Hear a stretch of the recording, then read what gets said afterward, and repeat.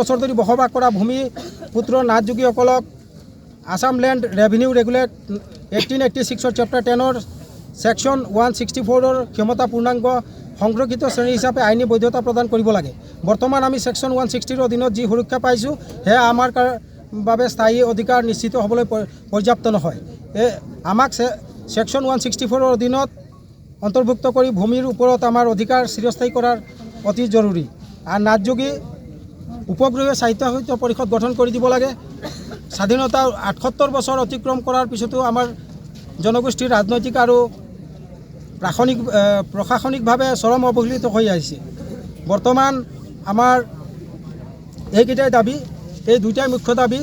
আমাৰ বিভিন্ন জিলা সমিতিটোৰ পৰা অসমৰ বিভিন্ন আমাৰ জিলা সমিতিয়ে এই জোৰ সমদলৰ যোগেদি আমি এই দাবীসমূহ মাননীয় অসমৰ মুখ্যমন্ত্ৰী মহোদয়ক প্ৰেৰণ কৰি আছোঁ। আৰু এইখিনি আমাৰ ক'বলগীয়া। আমাৰ এই দাবী যদি নামানে চৰকাৰে, তেতিয়া আমি হয়তো পৰৱৰ্তী কাৰ্যসূচী আমি জংগীভাৱে ল'ব পাৰোঁ।